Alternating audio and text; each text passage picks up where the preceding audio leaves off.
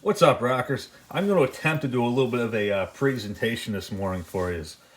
We're going to go over what my top five receivers are ranked in terms of looks, then ranked again in terms of sound. Now, at the end, I'm going to have a specification sheet for the five. Now, yes, I know there's six receivers there, but don't worry about that right now. We'll get to that.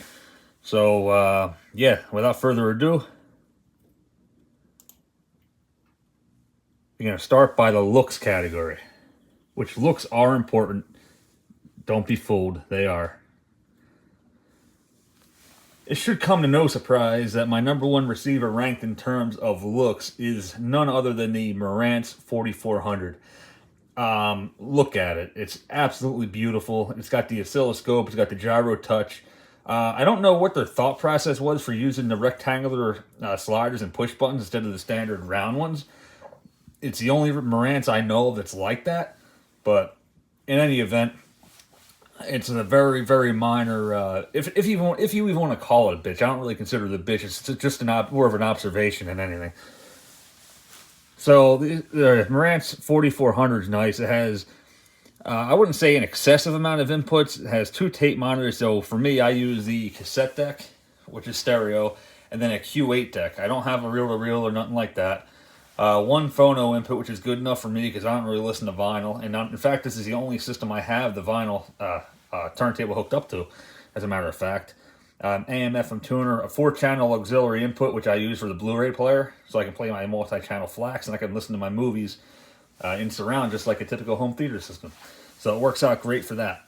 It doesn't leave you much to work with as far as stereo inputs, but you can always use a selector box if need be, which I don't have any of that. I just use CDs, so I actually just use my Blu-ray player as a CD player anymore. That has a better DAC in it anyway, so it works out. So a win-win situation. And we'll talk more about the other pros, or I could mention them out. It does have pre-out and main in, so if you decide that 50 watts per channel is not quite enough for you, hey, you can always use the pre-out main ins and run as powerful an amp off this beast as you want. Like I said, it's absolutely beautiful. It's expensive. Marantz tax is real. This is a fully restored unit, and it cost over $4,000. So just so you get an idea of what something like this would cost if you're looking into it, see if you want to buy a Marantz. We're gonna get further into it. I'll let you guys base your own opinions. Now, I'm only ranking equipment that I own. There might be something better looking or better sounding out there. Better looking, I doubt it. Better sounding, well, actually there is, and we're gonna get to that. The second, based on looks, is none other than the Technics SA8500X. It's got 4 VU meters on there. The thing is absolutely stunningly beautiful. Look at it, it's just nice. It's clean looking, complete badass piece of equipment in my opinion. Like I said, you're really not going to go wrong with it, to be completely honest with you. And just like the Marantz 4400, it is bridgeable, but the difference about this one is this one's bridgeable on the front with the selector button, and it bumps it up to a whopping 80 watts per channel, and we'll get to that too. Number 3 for looks, the Marantz 4300. I love this receiver, absolutely love it. It's actually kind of what got me into quad again. I was looking for a Marantz receiver years back when I got into it, and a buddy of mine's dad had one, and that he was willing to sell to me. I paid $1,000 for it. Well, technically less than $1,000 because I got a pair of Snell Acoustic Type 3, and there was Norman Lab Model 9s, which I actually have hooked up in my quad system downstairs with the 4400. It's beautiful. It works good. It sounds amazing. The inputs are identical to that of the 4400, so take that for what it's worth. It does have the preamp and main outs. This one is bridgeable to 100 watts per channel in stereo, obviously, which is what I started running it in, but obviously now I run it in 4-channel, and it's 40 watts per channel. Beautiful receiver. Beautiful.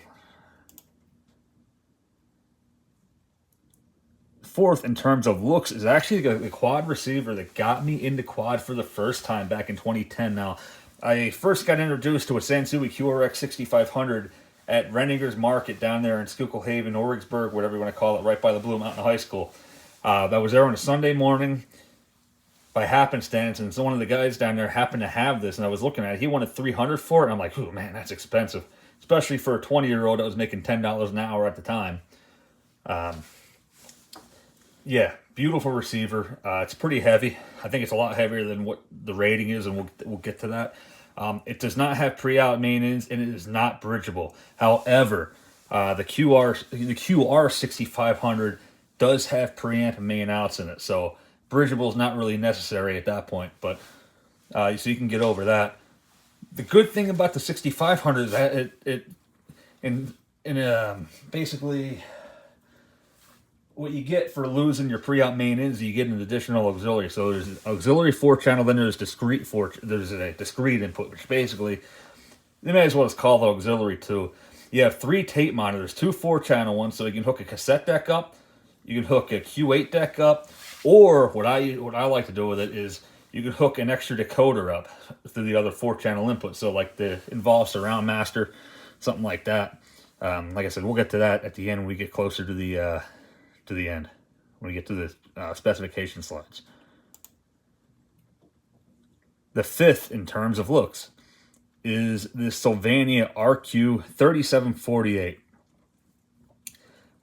It doesn't really get much notability for the way it looks, and I don't know why. I mean, yeah, it looks a little bit more commercial or industrial than the other ones, I guess would be, I don't know if that's even the right way to say it, but it's robust. It's different looking, and I like it, I do.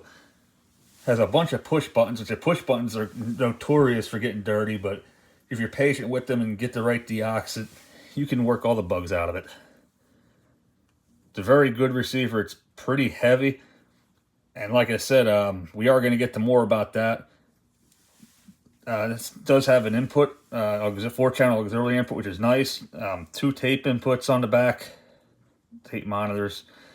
A turntable input. Now, the 4748 has a built-in CD4 demodulator, and you lose your auxiliary capability because of that. So if you look at a CD4/AUX, the 4748 doesn't say AUX, it just says CD4. So you have no auxiliary, which sucks. Which is why I choose this one, so I can hook up a Q8 deck, and through a tape 2 you can hook up an external source or a cassette deck, which I'd probably use more often than the decoder, because if I want something quad, I'll just mix it myself discrete. So next up, we are going to get into the ranking by sound. Bear with me, I'll be right back. As I was saying, the next part of the demonstration is the criteria is going to be sound. So top 5 in terms of sound. There's a big argument between whether sound or looks are more important. I say they're both equally as important. Anybody that says looks aren't important at all is probably not married. No offense, but you have to have things wife approved, otherwise you're not bringing it into the house. For sound, by far, it's not even in comparison, the best sounding receiver I have ever heard, quad or stereo, is the Sylvania RQ 3748 or the 4748. It doesn't matter, they're both the same. The only difference is the CD4 demodulator. I prefer this also because this lights up in green, whereas the 4748 lights up in red. So yep, that's it for sound. A fully restored Sylvania RQ 3748.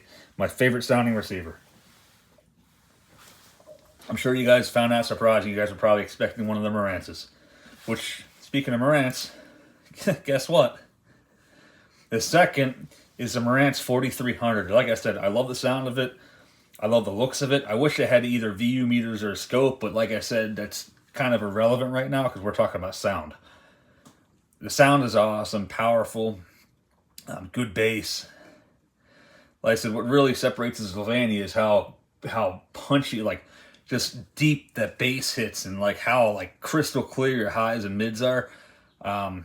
Good thing about the Marantz though is it gives you 3-way tone controls, which is nice. And I think it's the only one, the only two on my list that do that. Again, it does have preamp outs and it's bridgeable. So, and it's the second best sounding receiver I've ever heard.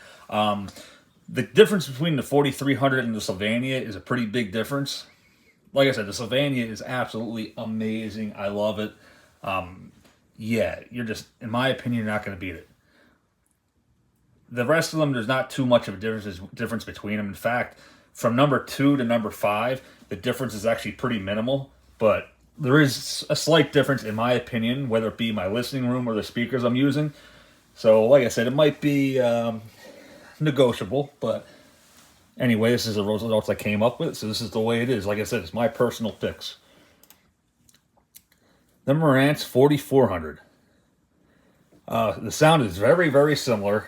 I'd say clarity is about the same, but honestly, I think that the 4300 has slightly better bass and a slightly warmer sound, despite having 10 less watts per channel and 25 less watts per channel in stereo mode. The 4300 outperforms it ever so slightly. I am not the first person to say that. Apparently, it's a common thought that the 4300 is in fact actually more powerful than the 4400, despite the wattage difference.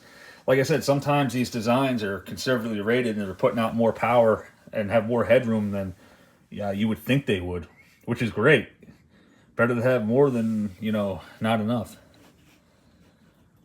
Number 4 on the list for sound quality. Oop, come on. There we go. The Sansui QRX 6500, which ironically enough landed number 4 in both. I got mine recapped. It sounds incredible. Clarity's really good. Like I said, the same thing can be said with the 4400 Marantz as a 6500 Sansui, in the fact that I just wish the bass was a little bit more powerful.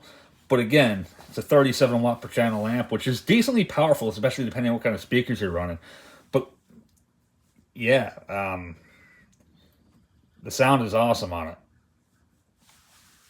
And like I said, ranked the same in looks and look at it. The thing is stunning, stunningly beautiful, especially that little 2 and 4 channel display there. And of course, I'm always open for questions and comments. The fifth best sounding that I own is the Technics SA8500X. I'm not going to knock it. I kind of feel bad for ranking it last, just like I kind of felt bad for ranking the Sylvania last in terms of looks. But it just is what it is. It's a great sounding receiver. It's very powerful, especially in stereo. It does have good bass, and it does have very good treble and high frequency response. In fact, according to the chart, it has the best frequency response. Now, in all fairness, all joking aside, all fairness, this is the only one of those receivers of that list that isn't restored. But it is fully working, and I do have the restoration kit. So this might actually be subject to change. But like I said, it sounds great by all means. The 3 inputs is the 3 tape inputs is wonderful. But yeah, like I said, I feel bad for ranking it 5th, but at the same time, it just is what it is. It's nothing personal. I love it. It still sounds amazing, and I would put it up against any of the other ones I have on the list. Like I said, except for the Sylvania, nothing comes close to the Sylvania as far as how badass and kick-ass it sounds. I'm sorry. It's true. And I think if I blindfolded people, I'd be willing to bet a paycheck that everybody would agree on that. Whereas 2 through 5, I bet you there'll probably be some variable opinions depending on who's listening and what kind of sound you like. So we'll go over specifications. Obviously, the Marantz 4300 runs 100 watts per channel in stereo and 40 watts per channel in quadraphonic, which for a quad receiver, that's very, very powerful. Frequency response is incredible. 10 hertz to 30 kilohertz. It totally, exceeds the human hearing capabilities. THD 15%. Dampening factor 40. I forget if I think the lower the number, the better, if I'm not mistaken. I think. I'm not going to sit there. I'm not going to sit there and lie to you and tell you I know all about the specs, because I don't. Like I said, these I understand, but THD, I know the lowest the THD is better. The dampening factor, I'm not really sure. I'm not going to lie to you and say that I do. It's very heavy, 51.8 pounds. It started production in 1972. The 4400, 125 watts per channel when you run it bridged, 50 watts in quadraphonic, which I actually thought that 50 watts is along with, so I thought the 4400 and Sylvania were the most powerful at 50 watts, but apparently the Sansui QRX 999 or 9001, whatever you want to call it, is actually 60 watts and not 50 watts. So the Sansui has a beat on that. Frequency response is slightly, yeah, it does list the 4300 as a slightly higher range of frequency response. I think the THD is the same damping factor of 40. 51.6 pounds, started production 4 years later in 1976. The Sansui QRX 6500. Now, if you didn't notice, I'm going in alphabetical order. And yes, I got this information off of Hi-Fi Engine, which is pretty accurate. Oh, that explains why the bass don't hit. It sounds like the bass don't hit quite as low. Yeah, look at that. See, I'm learning something myself just by reading them. All right. So obviously AM, FM, 37 watts per channel in quad. This is not a bridgeable amp, and it does not have preamp outputs unless you get the QRX or the QR 6500 instead, but then you lose one of your auxiliaries. So it's a trade-off. Depends on what you want, really. THD, damping factor of 30. Oh, by the way, all of these receivers can handle 4 to 16 ohms. That bullshit where they tell you can't run 4 ohm speakers off these is complete nonsense, because guess what? All my speakers are 4 ohm speakers. Except for the JBL L100s I have out in the garage system. Yeah, the Norman Lab 109s, JBL L100 Classics, they're 4 ohm speakers. And they run beautiful. The only thing you don't want to do is you don't want to run 4 ohm speakers with a bridge, because that's identical to putting a 2 ohm load on an amp, which is not good.